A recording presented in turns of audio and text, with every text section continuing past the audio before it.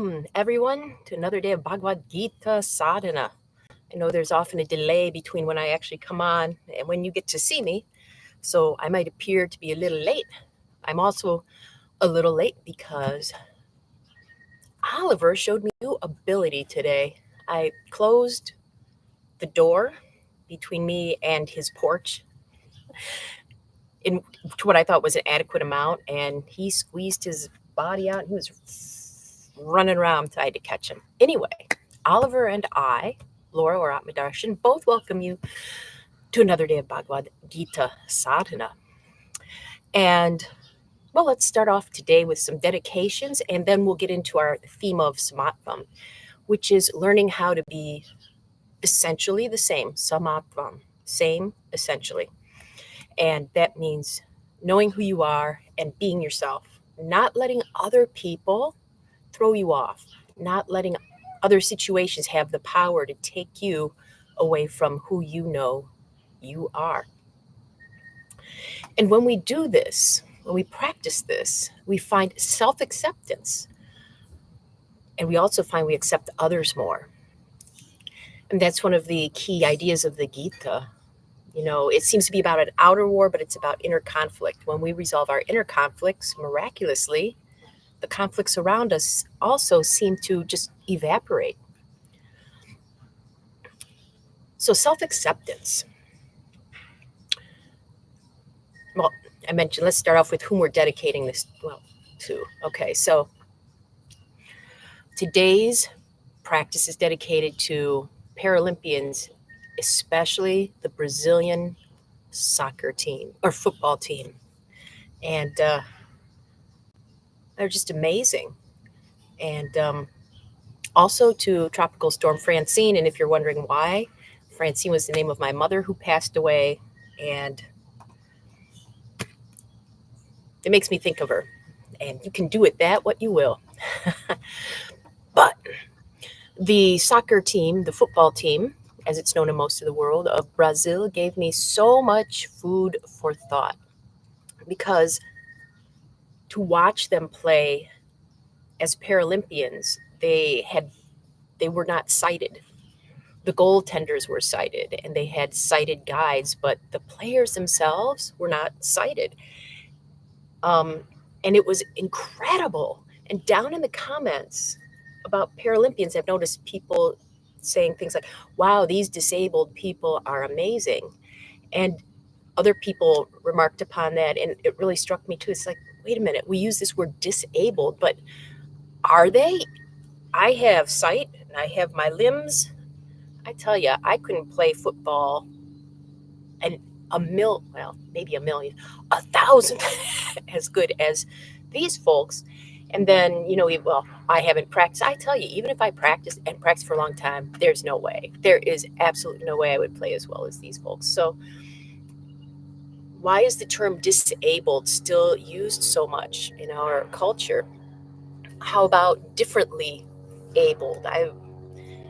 We're all differently abled. And one of the things that does for us is remove what Arjuna in the Bhagavad Gita calls the flaw of pity. Hello, airplane. That's unusual. Go wait for a moment for it to fly by. And maybe that gave you a chance to contemplate these words, the flaw of pity. In chapter 2, Arjuna says, oh, I lost it. There we go. The flaw of pity taints my very being. My mind is confused as to what is duty. So we might think, well, pity, that's a good thing, right? Not necessarily. The one who pities sets themselves up above the one who is pitied. Like the one who is pitied, we have to pity them because there's something that's not quite right with them that's right with us. We can pity those who have less money than we do, or their bodies have manifested in different ways than ours, or their minds work differently than ours. But in a way, that's contributing to kind of isms in our society. For example, Whole cultures have been affected by that. The native indigenous cultures are often pitied by people who discover their lands and come to their lands and say, oh, these poor people, and we have to help them. And it destroys people.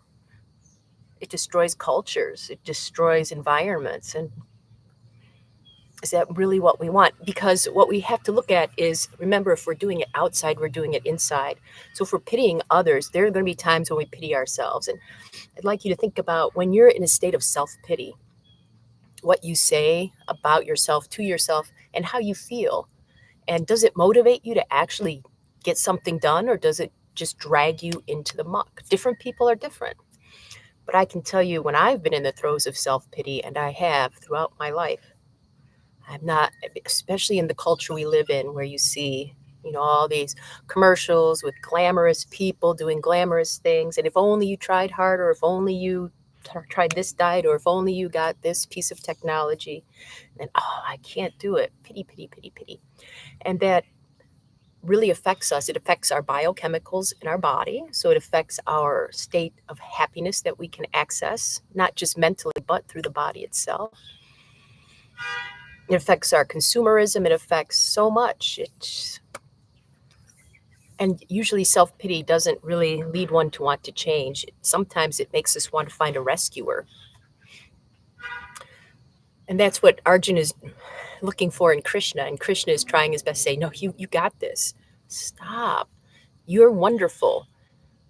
So the opposite we're kind of looking at today is this idea of being abled or complete or better than, and disabled or incomplete or less than.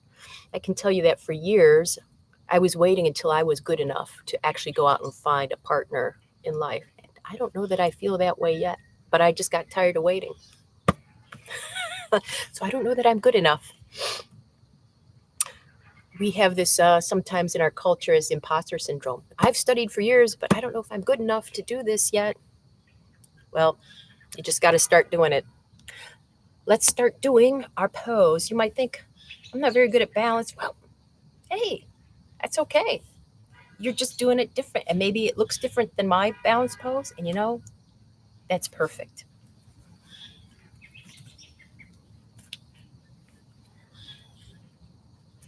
Whoa, hello. There we go.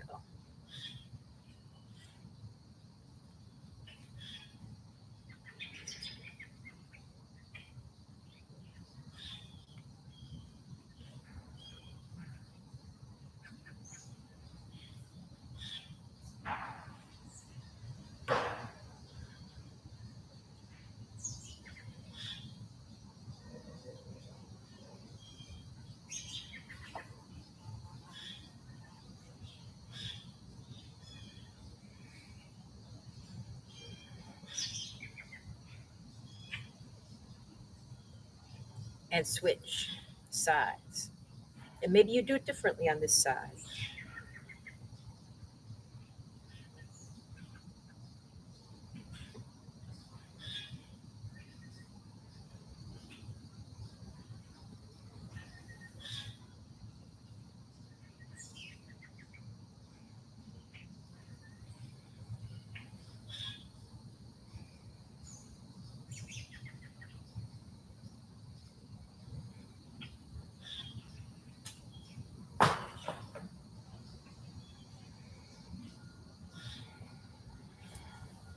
Come on down.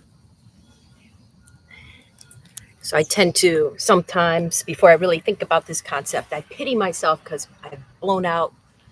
I've done some damage to my knees, especially my left knee. And it's like, oh, what am I going to do? But also now I realize that because I have to take such good care of my knees and pay attention to them, I'm great at helping people who also have knee problems through yoga therapy. So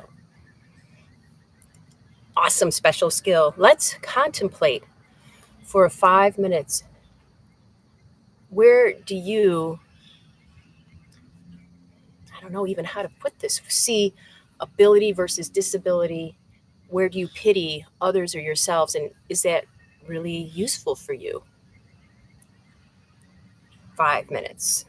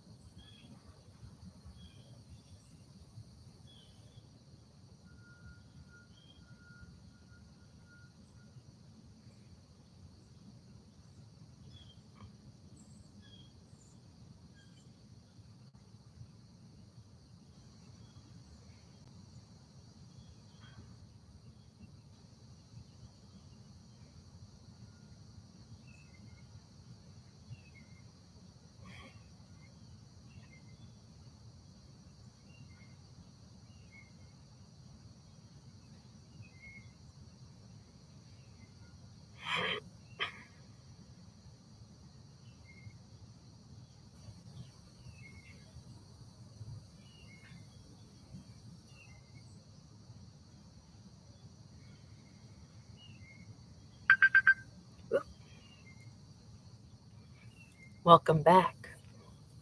I hope this was useful to you. I started contemplating how, my flowers here are in different pots. Got pots, big pots, little pots. Flowers grow differently in little pots versus big pots versus out in the lawn versus in between the cracks in the brick when their seeds fall there.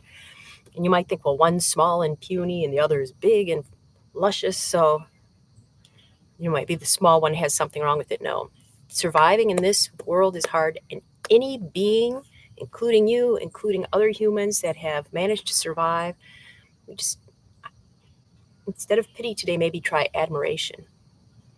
I admire that those seeds that fall in the cracks, man, they just still grow. They find a way.